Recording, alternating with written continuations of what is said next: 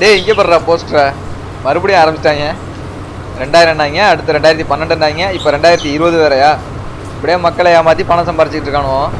எப்படி கடவுள் இந்த உலகத்தை படைச்சாரோ அதே மாதிரி ஒரு நாள் அழிக்க தாண்டா போறாரு. உடா லூசு உளறிட்டு இருக்கேடா. கடவுளாவது மண்ணாங்கட்டியாது. இப்போ வேற யாரா இதெல்லாம் உருவாக்குனது?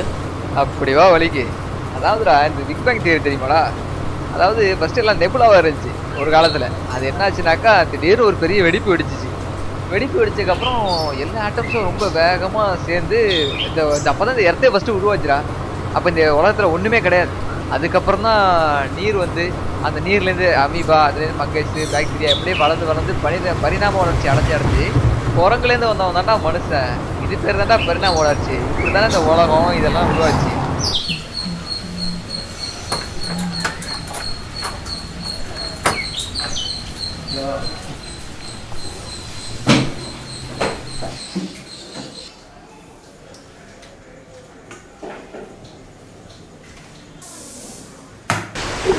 ஏய் கொஞ்சம் ஃபேனா போடுறா.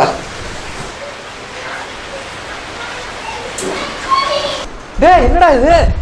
டேய் என்னடா போட்டு வச்சிருக்க? செமையா இருக்குடா. நீ வேற சும்மா இருடா. இன்னைக்கு எப்படி வந்தோமோ அதே மாதிரி தான் அன்னைக்கு காலேஜ் முடிச்சுட்டு வந்தேன். கதவை திறந்து பார்த்தா எல்லாம் தானா இருக்குது. ஏய் சும்மா கலாய்க்காதடா. சொல்றா இதெல்லாம் எப்படிடா பண்ண? ஏய் சீரியஸா பேசுறேன்டா. நீ வேற காமெடி பண்ணிக்கிட்டு வந்த எல்லாம் தானா இருந்துச்சுன்னு சொல்ற. நீ வேற இவ்வளோ நேரம் நல்லா தானடா இருந்த. மெண்டல் மாதிரி பேசிக்கிட்டு இருக்க. இதெல்லாம் எப்படா தானா வரும்? அப்படிவா வலிக்கு. அப்போ இது தானா வராது நம்ப மாட்டிருக்கல்ல. அப்புறம் எப்படி இந்த உலகம் எப்படி தானா வரும்? நம்மளோட சூரிய குடும்பம், அந்த சூரிய குடும்பத்துக்கு வெளியே போய் பாரு, மில்கி வே கேலக்சின்னு சொல்கிறோம். நம்ம இருக்கக்கூடிய கேலக்ஸி, அந்த கேலக்சிக்கு அடுத்த பார்த்தா யூனிவர்ஸ்ன்றோம். இதை மாதிரி பல பிரம்மாண்டமான படைப்புகள் வந்து நம்மளுக்கு மேலே இருக்குது. அதில் வாழ அற்பமான மனுஷன் நம்ம என்ன செய்கிறோம்? இதெல்லாம் தானாக வந்துருச்சு சொல்கிறோம். எப்போ தானாக வரும்?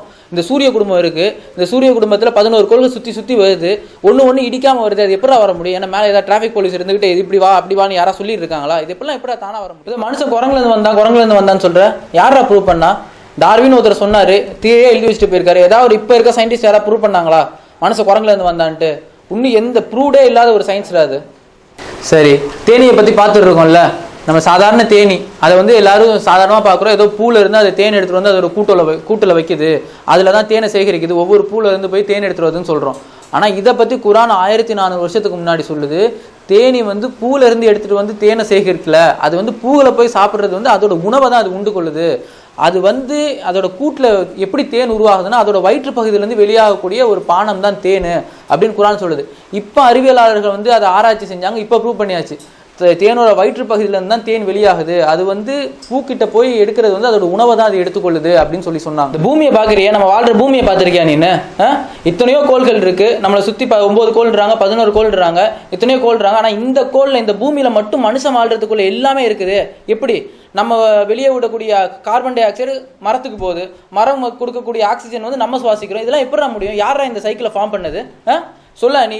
இதெல்லாம் தானா வர முடியுன்றதுக்கு என்ன ப்ரூஃப்டா இருக்கு உங்ககிட்ட? சரிடா, உலகத்திலே இந்த ஃபோனை வந்து யாருமே பார்த்தது இல்லைடா. நீ வந்து ஒரு 1000 வருஷம் முன்னாடி போயிரு. சரியா? ஒரு 1000 வருஷத்துக்கு முன்னாடி இந்த ஃபோனை வந்து எந்த ஒரு மனுஷனும் பார்த்ததில்லை. முதலாக ஒருத்தங்க மக்கள் மத்தியில் வந்து இந்த ஃபோனை கொடுத்து இந்த ஃபோன் வந்து இந்த பட்டன் அழுத்தினா ஆன் ஆகும், இந்த இந்த பச்சை பட்டன் அழுத்தினா கால் வந்து போகும், இந்த ரெட் பட்டன் அழுத்தினா கால் வந்து கட் ஆகும். இதெல்லாம் சொல்லிக் கொடுக்கணும்னா யாரா சொல்லிக் கொடுப்பா? என்ன உலகத்திலே யாரும் பார்க்காத எக்யூப்மெண்ட்ஸ் அப்படின்னாக்கா அந்த எக்யூப்மெண்ட்ஸை யார் கிரியேட் பண்ணாங்களோ, யார் படைச்சாங்களோ அவங்க தான் சொல்லுவாங்க. இந்த எக்யூப்மெண்ட்ஸ் எப்படி ஆப்ரேட் பண்ணணும், என்னென்ன பண்ணணும் அவங்க தான் சொல்லுவாங்க. வேற யார் சொல்ல முடியும்?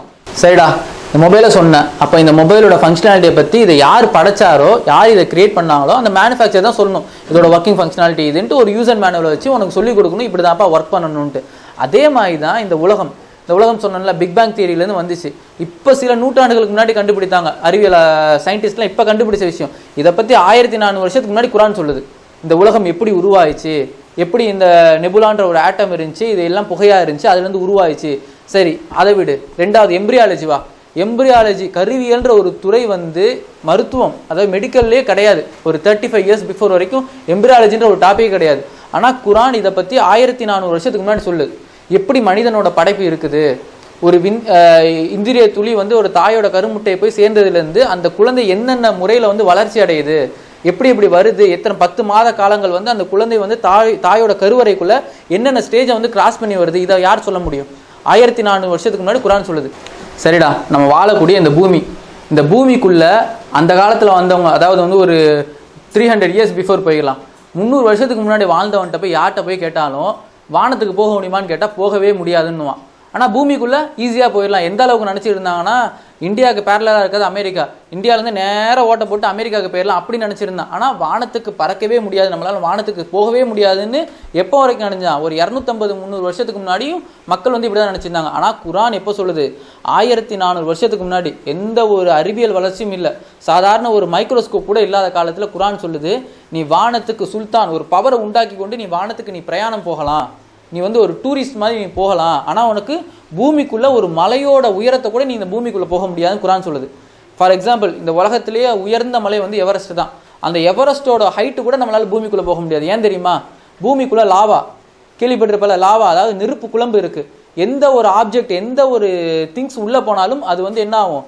மெல்ட் ஆகிரும், எதாலையும் உள்ளே போக முடியாது. ஸோ இந்த விஷயத்தை யார் சொல்ல முடியும்? இந்த பூமியை யார் படைச்சாரோ அவனால தான் சொல்ல முடியும். 1400 வருஷத்துக்கு முன்னாடி இந்த படைப்பு இப்படி நான் படைச்சிருக்கேன், உன்னால் வானத்துக்கு வர முடியும். ஃபியூச்சர் டென்ஸை யார் சொல்ல முடியும்? ஃபியூச்சரில் இப்படி நடக்கும், உன்னால் பறக்க முடியும்னு சொல்லி யார் சொல்ல முடியும்? நம்மளை படைச்ச இறைவனால் மட்டும்தான் சொல்ல முடியும். ஸோ இவ்வளோ பெரிய ப்ராசஸையும் யாரால இந்த புக்கில் சொல்ல முடியும்? எப்போ? 1400 வருஷத்துக்கு முன்னாடி யாரால் இந்த புத்தகத்தில் சொல்ல முடியும்? எந்த ஒரு அறிவியல் விஞ்ஞானமும் இல்லைடா அந்த காலத்தில். அந்த காலத்தில் யார் சொல்லியிருப்பா? நீயே சொல்லு. இந்த உலகத்தை பற்றிலாம் 1400 வருஷத்துக்கு முன்னாடியே சொல்லியிருக்காங்கனாக்கா அது வந்து உலகத்தை படைச்சவனால தான் சொல்ல முடியும். அப்போது ஒரு சுப்ரீம் பவர், ஒரு கடவுள் இருக்கான்னு நம்புற இல்லடா நீ? அப்போ நீ சொல்கிற மாதிரி ஒரு கடவுள் இருக்கான்னு நான் ஒத்துக்கிறேன்டா. எனக்கு கொஞ்சம் குரானை பற்றி தெரிஞ்சுக்கிறதுக்கு கொஞ்சம் ஹெல்ப் பண்ணுறியாடா?